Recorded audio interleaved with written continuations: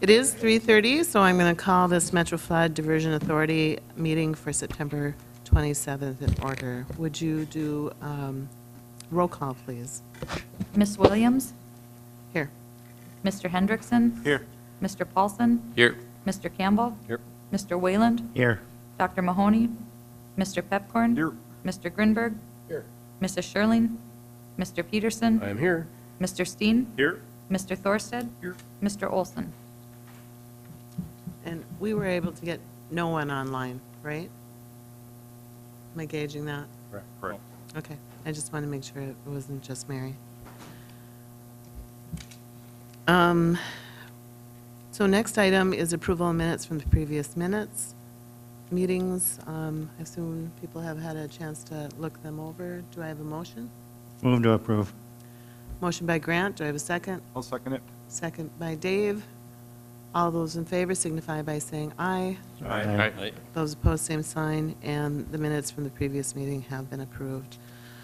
Order of agenda, is there an motion for that? I do want to say that there's a, John Shockley would like to do a discussion for a task order update under other business. I would move approval with the addition. Motion by Kevin, do I have a second? Second. Second by Joel.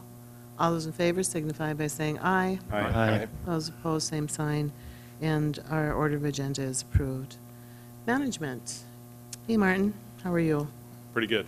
How Good. are you? Great. Madam Chair, members of the board, monthly PMC report.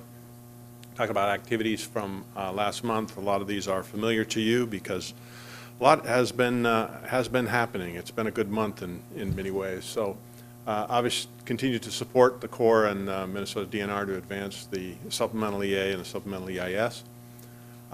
There was a very well publicized and attended public meeting on the draft SEA, SEIS a week ago Thursday, and I'm sure there's been updates on that in the past, and perhaps more will come in the future as more information is released on their updates and where they go from that meeting. Obviously continue to work with MDNR and others on to advance the permit application review, and also conducted follow-up and risk workshops for the integrated cost estimate. So the tasks that were authorized under the first phases of that task order the workshops are complete, and now we're assembling the information into an integrated estimate. Bids were opened for work package 42E, the 2nd Street South and Main Avenue flood mitigation project, and we'll have an action item on contract award on that later. And hosted and prepared testimony for the joint Water Commission and Water Topics legislative meeting that should be fresh in everyone's mind from yesterday. In October, the priority areas are obviously to continue support to the Corps and Minnesota DNR on both those environmental documents. You have an action item in front of you today to execute that contract on work package 42E and begin construction of that project. Our understanding is they're going to work through the winter and move that project forward for completion sometime in late next year or early 2020. Continuing the completion to support the completion of the Phase 1 flowage easements evaluation study, and to support also November election candidate inquiries. There has been some from candidates who are interested in understanding what the diversion is about and what the issues are. Rocky and his team and some of your staff have supported that, and I believe those will probably continue right up through November. In addition, there is still approved construction work going on in Oxbow that should be wrapping up. Federal legislative outreach and coordination, just an FYI on that. Obviously the spending bill has been passed in both the House and the Senate. You're probably well aware that the Corps' allocation of budget in that spending bill is increased from last year. There's additional construction dollars. The Corps is anticipating and has a deadline of 60 days to prepare their work plan. So that's good news. Assuming Trump doesn't back out the last second and have a continuing resolution, that should be signed, and we should have a Corps work plan by December. and you'll get a good indication of the construction dollars that the Corps will plan for in their 19 budget. And as I said, we'll advance the integrated cost estimate to work on soft costs and pull those numbers together for a risk and contingency discussion with the Finance Committee. And that concludes the report. I can move on to the program budget status, if there are no questions. Questions for Martin? These were reviewed at Finance Committee yesterday. The overall program summary in the budget in 2015 dollars of $2.2 billion. Actual cost to date, a little over $437 million, leaving a remaining program budget of 1.88 billion. I'm sorry. The 2018 cash budget of 82,554,394. The paid year-to-date is $28,478,379, with a remaining budget of $54,076,015. Just a note that we discussed yesterday at Finance Committee that we've been asked to revise this budget to more accurately reflect cost items. There was some questions raised about also looking at an estimate to complete for the year. And so we'll be preparing some additional information and bringing that back forward to the Finance Committee at their next meeting. Okay. Any questions for Martin on this? Okay, Okay, thank you. thank you. Business Leaders Task Force, any update? Yes, thank you. We did meet this past month.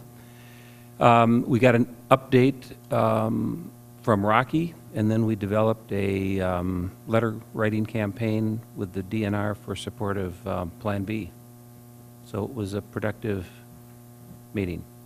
Good, thank you. And You're welcome. thank them for us. Land management, I believe Mary hasn't been able to call in. Eric? So the Land Committee had not met since May, so we did have a meeting yesterday. It was, I think, a good discussion. There obviously hasn't been a whole lot of activity going on in the lands program in terms of buying property, but in recognition that there has been some activity lately on positive movements with the project, we've started giving a little bit more thought to what do we do when we do get started on buying lands again.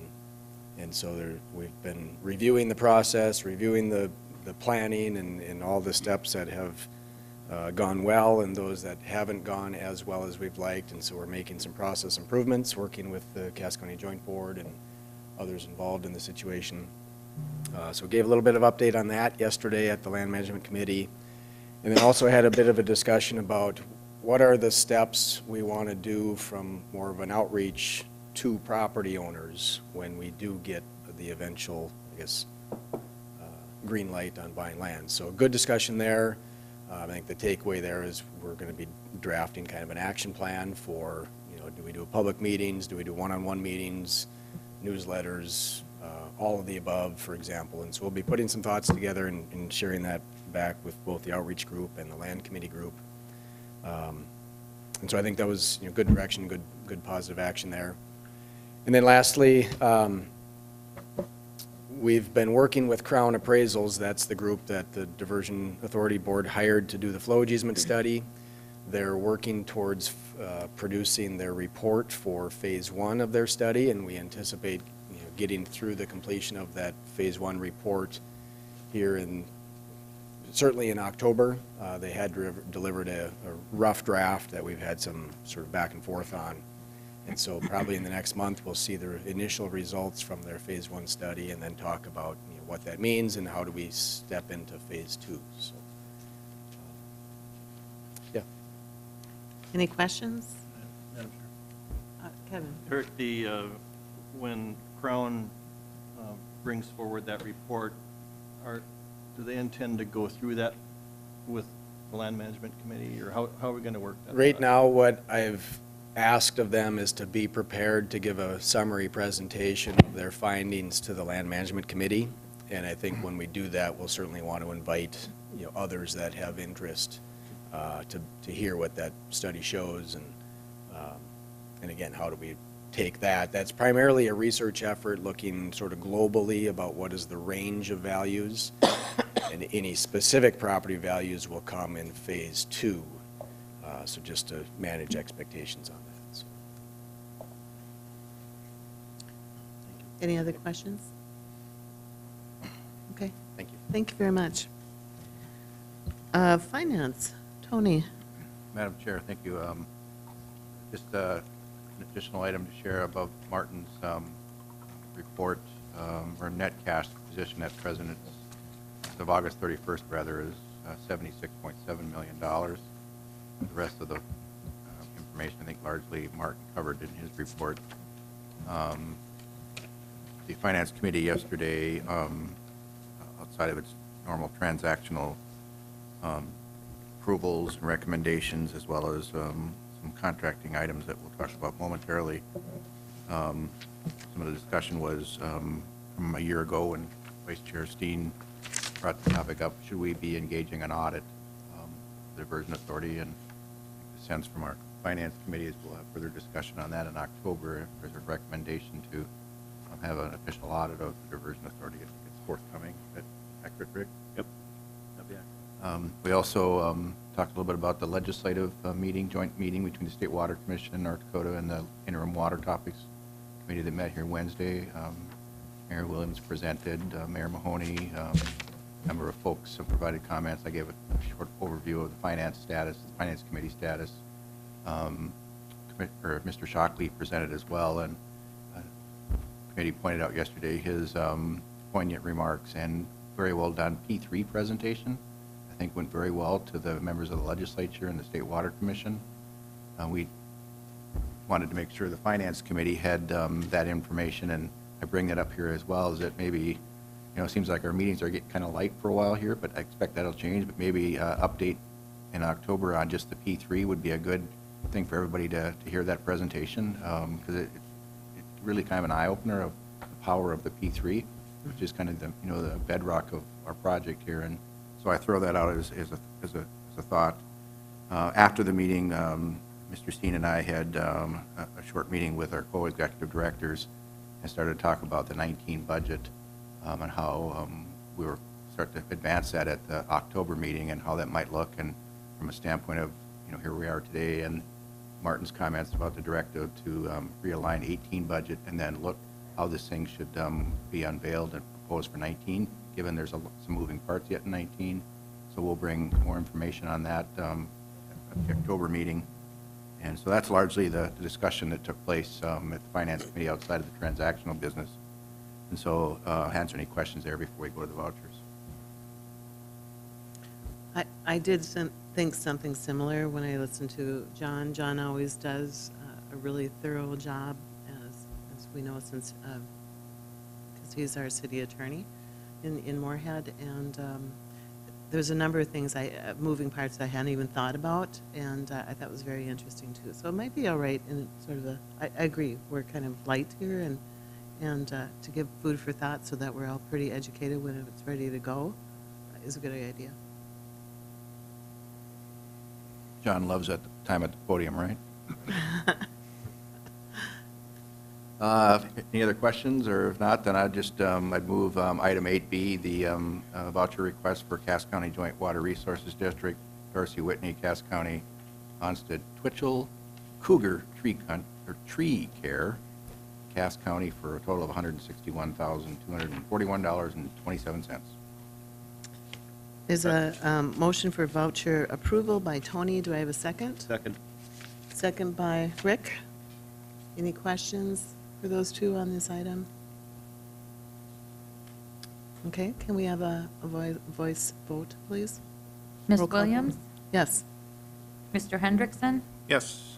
Mr. Paulson? Yes. Mr. Campbell? Yes. Mr. Wayland? Yes. Dr. Mahoney? Yes. Mr. Pepcorn? Aye. Mr. Grinberg? Aye. Mr. Peterson? Yes. Mr. Steen? Yes. Mr. Thorstad? Yield to Martin. Motion carries. Martin, are you ready? So some short contracting actions for, the first are the co-executive director approved task order amendments, which are informational to the board. These have been executed by the co-executive directors. There are a number here to continue to support activities as we move toward a permit and environmental approval. The first is to add scope and budget for materials testing. This is for pre-demolition asbestos testing in the amount of $11,000. The second on the list is a closeout amendment for the program management task order 1, which, if you'll recall, was through March of 2017, and due to the stand down was not spent, so we've just unencumbered those costs for the Diversion Authority in the amount of, negative amount of about $7.9 million. The third is, actually the next 3 are for HMG to continue work on Work Package 42E, budget and scope to rebid that project for $74,340. Additional scope and budget for Phase 9 hydraulic and hydrology modeling to support the permit and environmental process of $147,658. And then the last is additional budget for the third-party work compliance observation, which is the WBI pipeline crossing of the channel alignment. The net of those task orders is a negative around $7.6 million. There was one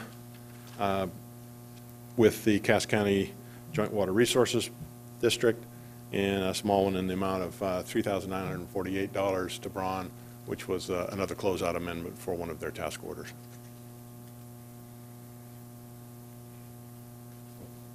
The next are contracting actions for approval by the board, and there are 2. Tony, I think you mentioned these in your report. The first is the 42E 2nd Street South Main Avenue Flood Mitigation Contract Award in the amount of $8,769,445.23. It's appropriate to note that there were 2 minor irregularities in this bid, one involving the percent of the bid in mobilization, and one involving a round-off of a unit price quantity, which were considered by the technical team, legal, and staff to be immaterial, and certainly recommend award, noting the waiver of those irregularities. I don't know whether you want to take these one at a time or together. I think we should, given the size of the first one, we should take them separately. Madam Chair, that'd be my recommendation. Any questions to Martin on this one? On the 2nd Street South one? What are, is it the, where you took the building out? Is it all that area? What specific area is this in Fargo? This is, and I'll have to lean on Nathan to support me, but this involves the oldest lift station for the city of Fargo and is south, on the south side of, I believe the pump station is relocated south of 94, down near Park East. Frying pan, by the frying pan. Yeah. Okay. This just also is the last of the federal in-town projects that were part of the original feasibility study and design of the project. So in terms of moving through the commitment to build in-town flood protection, this is somewhat of a milestone, although there are many more yet to go, and of course with the River Stage 37 there are additional improvements that need to be made. But this is one of the last of the what was originally considered work in kind with the Corps, work in kind projects. Okay. Any questions for Martin or Tony on this one? Move for approval? Motion by Tony. Do I have a second? Second. Okay. Last call for any, second by Rick. Any comments, questions? Okay. Roll call vote, please. Ms. Williams? Yes. Mr. Hendrickson? Yes. Mr. Paulson? Yes. Mr. Campbell? Yes. Mr. Wayland? Yes. Dr. Mahoney? Aye. Mr. Pepcorn? Aye. Mr. Grinberg? Aye. Mr. Peterson? Yes. Mr. Steen? Yes. Mr. Thorsted? Okay, motion carried. Next one. The second is a contract award to Nasted Brothers, Inc. in the amount of $30,856.40. This is to remove a temporary approach for Highway 81 down near the Oxbow, in the Oxbow area, and to clean about 6,200 feet of ditch near County Road 17 that was appropriate to be cleaned at this time. Get that set for wintertime and move that forward. So it's in the amount of $30,856,40. Move to approve. Second. Motion by Tim, second by Tony, I believe. Any questions on this one? Okay, let's do roll call vote two. Ms. Williams? Yes. Mr. Hendrickson? Yes. Mr. Paulson? Yes. Mr. Campbell? Yes. Mr. Wayland? Yes. Dr. Mahoney? Aye. Mr. Pepcorn? Aye. Mr. Grinberg? Aye. Mr. Peterson? Yes. Mr. Steen? Yes. Mr. Thorsted? Yes. The motion carried. And then the service agreement, Oh. which is this one, right? Yeah, that was the one you already That approved. was in the. Oh, you're right, right. Sorry. It's okay. Then other business, this is the task order one. Yeah, thank you, Thank Madam you. Chair, members of the committee. Just briefly wanted to go over with the Diversion Authority the concept that the co-executive directors and myself had regarding task orders moving forward with the PMC. You'll recall, and there was a contracting action today where we had large task orders with the PMC that covered all aspects and land management from, legislative support, PMC services, P3. We met and we decided that the best way to handle it moving forward would be to have separate task orders segregating out land acquisition. So when we obtain a permit from the Minnesota DNR, there'll be a separate task order for the land acquisition so that the diversion board can see and understand what the costs associated with the engineering and the PMC management associated with land acquisition would be. Similarly, when we are ready to proceed with the P3 procurement under full power, we'll bring forward a task order dealing with the P3, and then also a task order that would just primarily be centered around PMC functions. Nothing for you to consider today. We just wanted to vet that with the Diversion Authority and make sure that there was no objections to handling that. There was a change at the last Finance Committee meeting about, and at the Diversion Board about handling task orders above a certain level. These would clearly all be above that certain level. We wanted to make sure that there wasn't any questions about handling it that way. I just thought it would be easier and more transparent for the board to see what tasks you're assigning to your PMC and understand what those costs are. The other item is the co-executive directors are considering no cost extension to the current PMC agreement through January 31st. There's still sufficient budget left under the existing task order.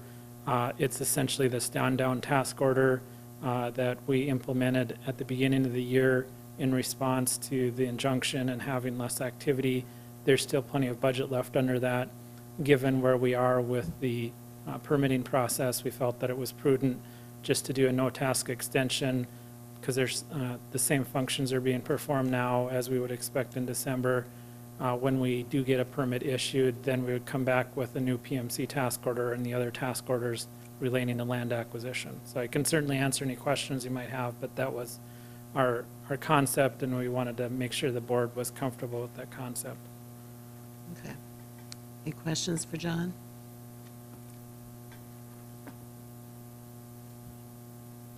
Apparently, we all agree. Right, thank you. Thank you. Any other business? Can I add one Yep. thing, Madam Yep. Chair? So with the Red River Basin Commission, we did a tour a couple of weeks ago. We saw tile in action, tiling, and then also the upstream retention thing. and I'm a little bit of a visual learner. I'm not that bright, so I have to see it in person. And it was a very valuable tour for our group, and just, I thought, for our group, maybe sometime, and it's a half a day, so maybe either next spring or whatever the best time is, we could do that, because I think it was very educational. The tiling, it was a real farmer doing it instead of a tile salesman, so that was important to me. And I think the upstream retention, you have to make sure that the people that are going to benefit down in that area are, otherwise they're not going to want to have the retention in their area either. So it's very interesting to see it in person. We have to support projects that the locals support as well, otherwise there aren't going to be, I don't know if I'm describing it very well, but I just think it would be very beneficial for all of us to go on a tour whenever the next best time. And so I just wanted to throw that out there just for something for us to think about. Thank you. It's a good idea. I think I saw the same farmer a couple years back. Correct. And what I remember that I learned from that, I sort of visualized the tile just free-flowing. It's either on or off, right? But they can kind of regulate it. That's the part I didn't really catch. So you can kind of see where people think that it would be a way to control it a little bit better if you could control all the farms all at one time. I think was the key problem with it in that mind. But the one thing he said is that the farmers around him kind of thought he was crazy. Correct. So this is a couple of years back. Is he still hearing that? Now all of his neighbors are installing the exact same That's why I equipment. wondered. Exactly. Okay. And it's to It see, did seem really cool. and to see the difference in the fields, because of salinity, that's one of the issues, and the size of the crops and how well they're doing, it's very impressive. So and for all of us, I think it's just a very educational thing to see it in practice from a real farmer. You can really learn a lot. So I would recommend it, because it helped me connect a lot of dots. So Ted, thank you for organizing it, and I just think it would be good for us, and it's a half day. How deep is this tiling? What level do they put it at? It was, Ted, you could answer the questions, because he asked me questions. I don't want to tell you the wrong answer. You said you learned visually, so. No, I did learn, but I don't, like I said, I'm not that bright. So I'm Ted Preister from the Basic Commission.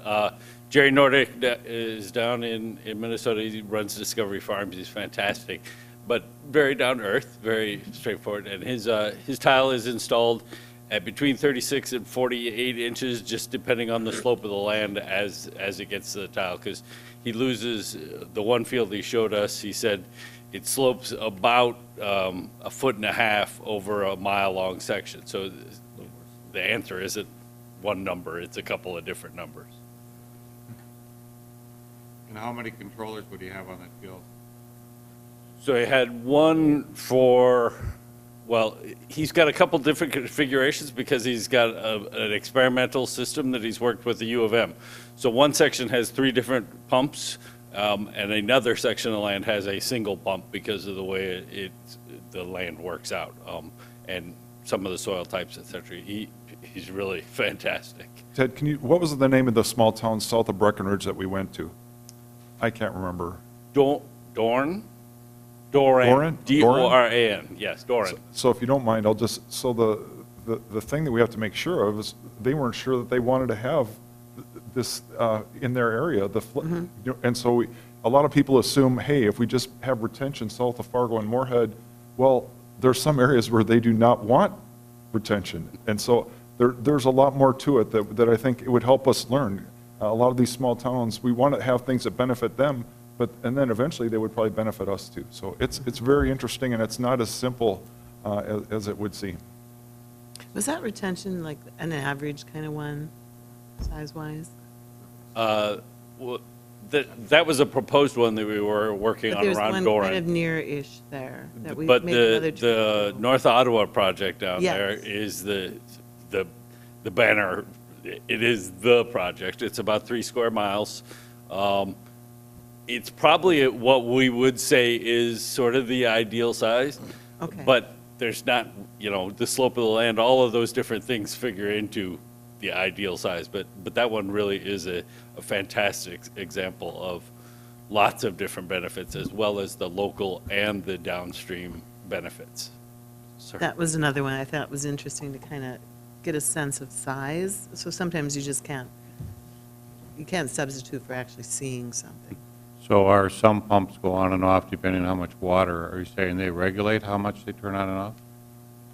So they have the capacity. Jerry absolutely does. Not all of them do. Some are gravity fed, so when there's water, gravity takes it and moves on. That is not the preferred solution in the grand scheme of things. And most producers have figured out at this point that that doesn't work because then their fields dry out and they are counting on rain and all those other things. So again, there's a lot of variation, but most of them are managed with, they decide when to turn it on and off as of now. What was interesting of his is that they're studying his, so they get kind of a feel for what works best for the farm itself. It's very cool. Thank you. Very much. Thank you for bringing that up. Anything else? Tim? Senator Wansik in Jamestown does do tiling, and what he showed you is different yield figures for his fields. What he talks about is how much benefit it has for production, so that's what he was touting last year. Yeah. And that's what they're doing. They're kind of quantifying it and watching it carefully. Okay, well then I will adjourn us. Our next meeting is October 25th, 2018. Unless you guys want a motion. Do you want a motion, Dave?